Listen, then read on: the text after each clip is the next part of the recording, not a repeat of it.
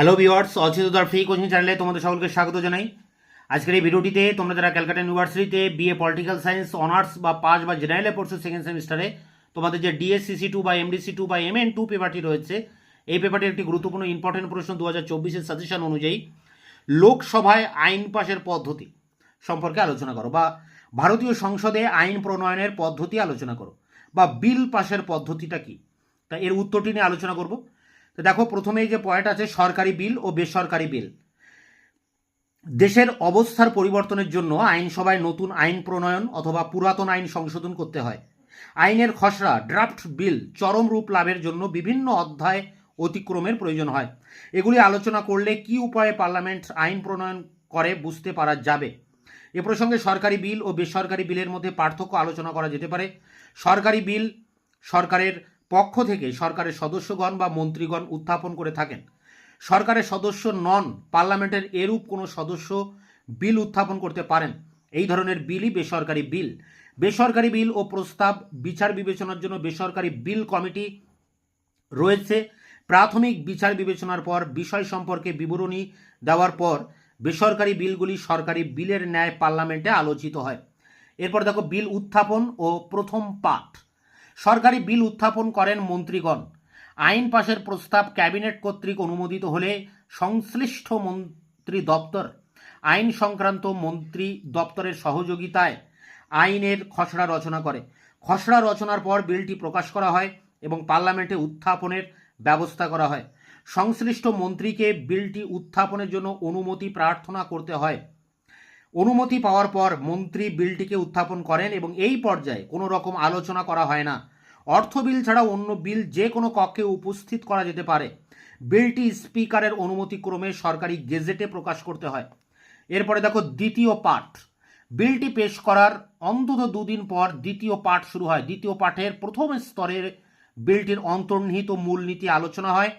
প্রস্তাবক ওই বিল সম্বন্ধে প্রস্তাব করেন যে ক এটি বিবেচনার জন্য গৃহীত হোক, খ এটি একটি সিলেক্ট কমিটিতে পাঠানো হোক, অথবা গ অন্য কক্ষের অনুমতি নিয়ে বিলটি উভয় কক্ষের যুক্ত কমিটিতে বিবেচিত হোক, অথবা ঘ জনসাধারণের মতামত জানার জন্য বিলটি প্রসারিত হোক। এই স্তরে বিলটির ধারা উপধারার কোনো আলোচনা হয় না। বিলের কোনো সংশোধন প্রস্তাবও করা যায় না। কমিটি রিপোর্ট ও পর্যায়। পরের পয়েন্টস, জনসাধারণের মতামত গৃহীত হবার পর সাধারণত বিলটিকে কোনো সিলেক্ট কমিটিতে পাঠানোর প্রস্তাব করা হয়।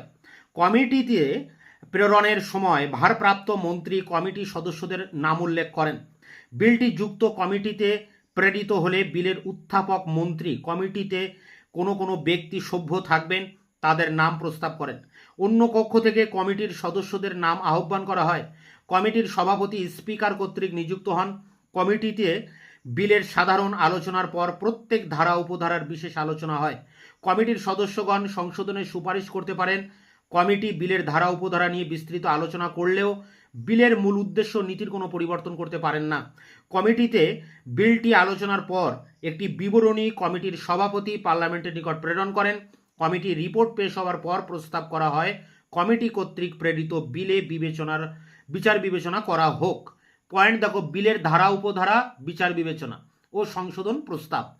কমিটি প্রেরিত রিপোর্টে বিচার বিবেচনার প্রস্তাব গৃহীত হলে বিলের প্রত্যেক ধারা উপধারা সম্পর্কে আলোচনা হয় এবং তার উপর কোনো সংশোধনী প্রস্তাব থাকলে তাও আলোচিত হয়। সংশোধনী প্রস্তাবের জন্য অন্তত একদিন আগে বিজ্ঞপ্তি দিতে হবে। তৃতীয় পাঠ। বিলের বিভিন্ন ধারার আলোচনা সমাপ্ত হলে বিলটি তৃতীয়বার পাঠের প্রস্তাব হয়। এই সময়ে প্রস্তাব করা হয় বিলটিকে অথবা সংশোধিত বিলটিকে পাশ করা হোক। তখন বিলটি সমগ্রভাবে গ্রহণ বা প্রত্যাখ্যানের প্রশ্ন নিয়ে বিতর্ক হয়। এই পর্যায়ে গৃহীত হলে বিলটি ওই কক্ষের দ্বারা গৃহীত বলে স্থির করা হয়। অন্য কক্ষে প্রেরণ। এইভাবে এক কক্ষে বিলটি গৃহীত হলে অন্য কক্ষে প্রেরণ করা হয়। অপর কক্ষ পূর্বোক্ত প্রত্যেক পর্যায়ের মধ্য দিয়ে বিলটিকে গ্রহণ করে। অপর কক্ষের দ্বারা গৃহীত হলে বিলটিকে রাষ্ট্রপতির সম্মতির জন্য পাঠানো হয়। এরপর দেখো শেষ পয়েন্ট, রাষ্ট্রপতির সম্মতি। রাষ্ট্রপতির সম্মতি দিলে বিলটি আইনের রূপ লাভ করে। রাষ্ট্রপতি বিলটিতে সম্মতি না দিলে উভয় কক্ষের বিচার বিবেচনার জন্য পুনরায় প্রেরণ করতে পারেন। দ্বিতীয়বার উভয় কক্ষের দ্বারা বিলটি গৃহীত হলে রাষ্ট্রপতিকে সম্মতি দিতে হয়।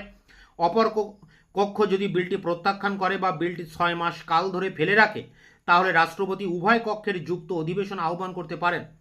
অপর কক্ষ যদি বিলটির এমন সংশোধন আনে যা প্রস্তাবকারী কক্ষের নিকট গ্রহণযোগ্য নয়, তাহলে রাষ্ট্রপতি যুক্ত অধিবেশন আহ্বান করতে পারেন। অধিকাংশ সদস্যের মতানুযায়ী বিলের ভাগ্য নির্ণীত হয়। এইভাবে ভারতীয় পার্লামেন্টের সকল সরকারি বিল আইনে পরিণত হয়। তো এই ছিল লোকসভায় বা ভারতীয় পার্লামেন্টে আইন পাশের পদ্ধতির উপরে যে 10 বা 15 নম্বরের কোশ্চেন অ্যান্সার তোমাদের সামনে আলোচনা করলাম। তোমরা এটিকে সংগ্রহ করে পরীক্ষার জন্য প্রস্তুতি নাও। তোমাদের এই পেপারের অনেক প্রশ্নের উত্তর আমার চ্যানেলে ইতিমধ্যে আপলোড করা হয়ে গিয়েছে, তার লিঙ্ক দেওয়া থাকবে ভিডিও ডেসক্রিপশন বক্সে, তোমরা ভিডিওগুলো দেখে নিও। এছাড়া তোমাদের সাজেশনের যেসব প্রশ্নের উত্তর আমি এখনো দিতে পারিনি তা খুব দ্রুত তোমাদের সামনে নিয়ে আসবো।